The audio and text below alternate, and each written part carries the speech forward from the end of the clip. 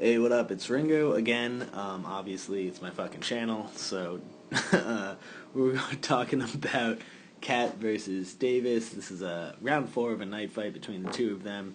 Um, we're probably gonna try to get through rounds 4 and 5 right now, because as they've tired out, their technique is kind of falling apart, and we'll point out what we can on that. But we've also seen a lot of it and talked about a lot of it, so there's going to be less to go over. You can see this starts off the same as they've been. Davis walks in, takes the center, forces Cat back. Cat does have a little bit of exit. He can go this way, he can go that way, but he can't really come backwards anywhere. There's really no room here. He's got one step before he's stuck in the corner. So again, Cat just sort of yields the field to Davis. Davis is being kind of aggressive with that. I'd like to see him be a little more aggressive, and I think that would have shut Cat's offense down a little more. They both throw shots when they come in.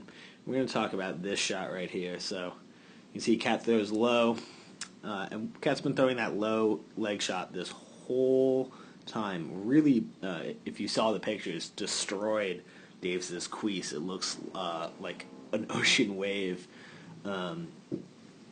But what happens here, so normally when we throw this shot, or when Cat throws the shot, or really when I throw it, I think there's some other people throwing that low, then you'd see a squat. So he actually drops his shoulders down. They come in right about hip level. I believe we talked about that earlier. What we're going to see, though, is that while his right shoulder gets there, his left shoulder is right about navel level. Probably somewhere off, a little lower, maybe higher, because the angle's off on this camera. But you can see it's not really as low as we'd like to see, which means he's tired. He's not getting down as much. And one of the advantages to that drop is that it takes away a lot of your target's selection. That's why we bring the shield up to block the head, right? You can see right here, there's the shield. He actually catches that shot because Davis just throws a straight chop in. So still a good block, but we can see this whole side is open. So if Davis had been throwing some sort of offside cut in here, or even had picked up as he was throwing and redirected towards the arm, he'd have been fine. He'd have landed a nice clean blow. As it was, Cat got lucky, or maybe saw the shot coming in and went to block that anyway. But the normal technique is that by dropping, you void, and that prevents any problem. Oh wow, we're already at 3 minutes. Maybe we won't get through 2 rounds today. So anyway, enough on that. We start seeing them. Cat's backed into the corner, and he's throwing some shots, but there's some pepper on him still. But you can see now Davis actually starts to work. He throws a couple of shots in there. Doesn't do much, but considering before it was basically Cat picking whatever shots he wanted and not eating anything, here he's being controlled in positioning, and he's eating shots. So that's not great. All right. The next thing I want to talk about is they're leaving. Oop, wrong way. So you can see both of them attempt to shut down the other's offense. Cat, down here, has wrapped his shield around Davis's arm. You can see the shot comes in, and he grabs it and holds it. This is one way of shutting your opponent down, just hold their weapon. The other one, you can see Davis attempt, his shield's right here on Cat's shoulder. Now, with a big fuck-off heater shield, this works pretty well. You can control the shoulder, you can stop someone from throwing. But when people have crazy monkey arms like Cat does, you can see he can get up one shot, and even though he's not really getting his shoulder into it, his hip isn't really engaging. You can see it's flat the whole way through. Boom. He is still able to get that arm motion and get that flick. And that's because all Davis is controlling is the shoulder, when what we'd really like to see him control is the hand. So we call this sticky hands, which is where you put your buckler or even your weapon on your whatever you're trying to shut down from your opponent, and you just mimic their hand motion. And as long as you're on their weapon or their shield, they can't really do anything with it as long as you can move with them. If you control the shoulder, they still have a little bit more. The elbow, they have a little bit of options. If you control the shoulder, a little more. And so really, really you want to control the hand. Of course, controlling the hand's a little harder than controlling the shoulder. So here is another neat trick. Cat tries this push. We don't see anything happen on it, but if you slow it down, you can see the setup, which is very neat. So as he's looking like he's backing away, his hands are down, he's looking completely defenseless, stops, and he starts to press right here. So his hips are coming forward, he's already down, he's going to generate his forward push and upwards push with his arms and his whole body. Note that that nice sort of full extension, the sort of triangle, this angle that he's creating. So there's a right triangle right here between Davis and him, and he creates the hypotenuse. So that's giving him a lot of power and a lot of extension. It actually, as you can see, as Davis takes this step in, it stops his momentum and gives Cat freedom to throw this shot. Davis has another shot on the inside as well, though. Doesn't manage to get as much. So part of that is that there's this interruption of flow.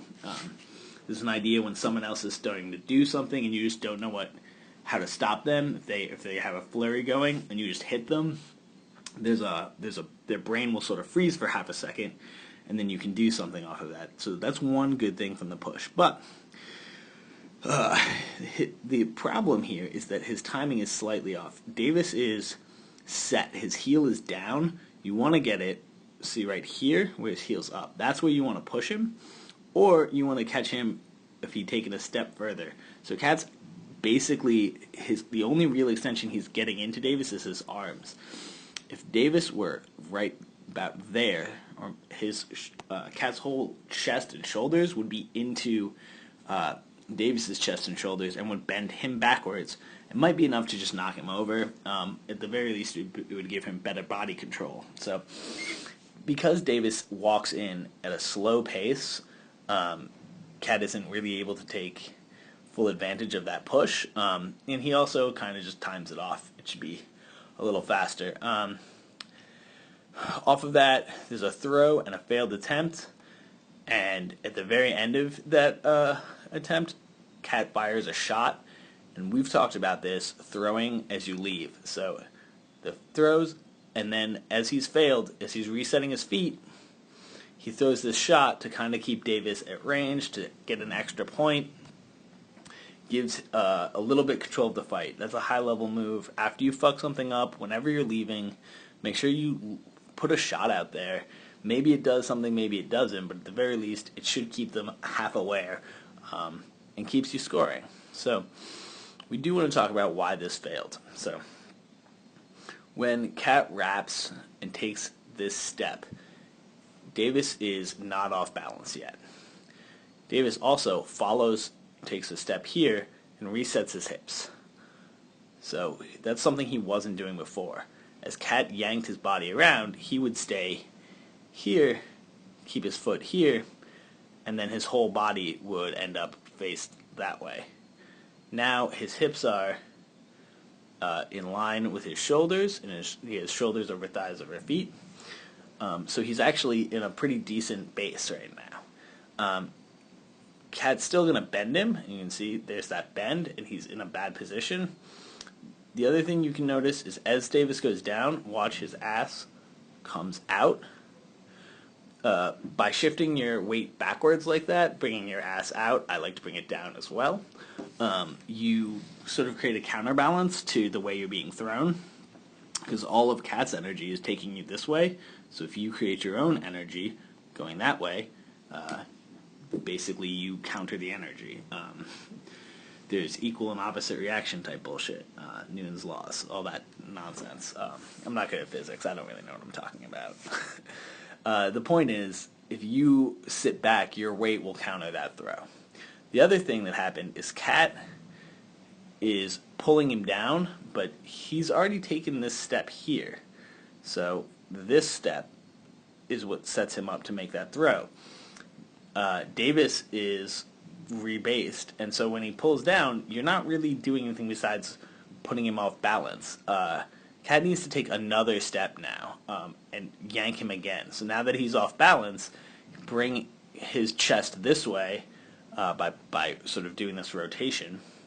And if he takes a foot step here and rotates with his upper body, it would bring Davis's chest that way, and his feet would likely not be able to catch up. All of his weight is on this foot here, and this foot is in the air. Oh God, I want to be drawing. This foot is in the air, and would likely spin out, and he wouldn't be able to get his weight back on it. So if you can get him too overbalanced so that this leg can't provide support anymore, he's gonna go down.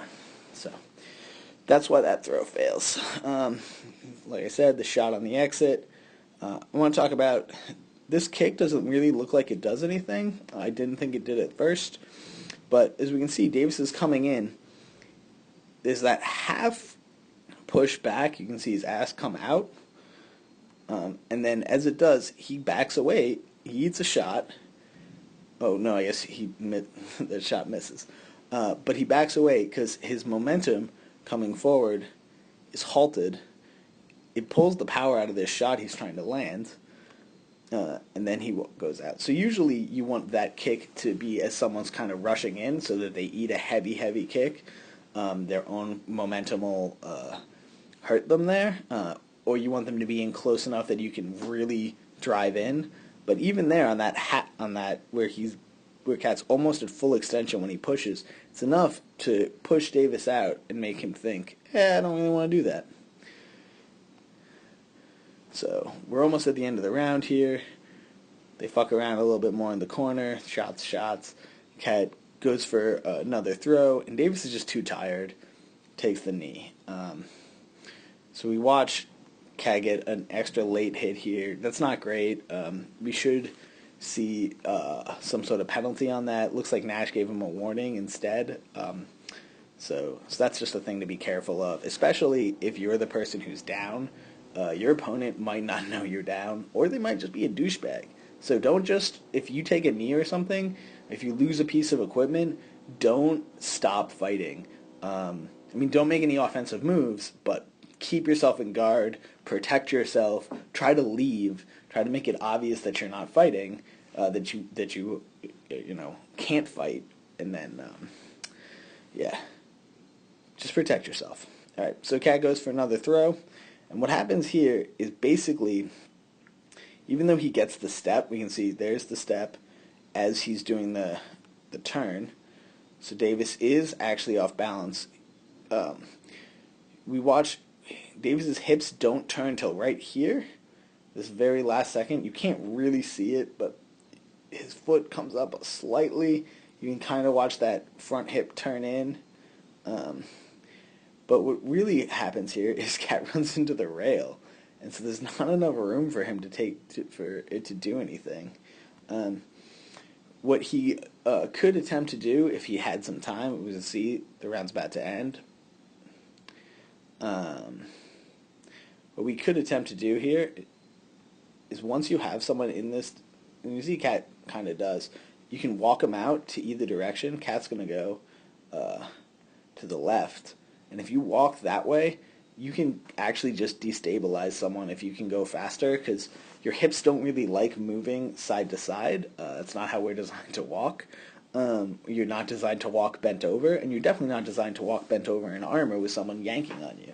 So just walking someone out once you have them off balance is often a great way to get them to fall down. It might not work here because the rail's there and they both have support of it, but this was actually a better attempt at the throw, but because of he didn't have the room, and that's part of he wasn't able to land it. Part of that is the ring control and Cat just sort of letting Davis walk him around and not taking space. See, he's in the corner here. He can't throw him that way. He can't throw him that way. The only real place that he has an option for throwing is if he gets him right into this corner or can throw him back in the other direction. So definitely ring control is going to play a huge part in everything you do, and having room to throw shots, and having room to make throw attempts, grappling, just if you need to escape, to get out of there. So yeah. Ring control is huge. Anyway, that is, I think, all I'm going to talk about on this round. I thought I was going to get to the last round. I guess we'll do that next week. Cool. So I will see y'all later. Peace.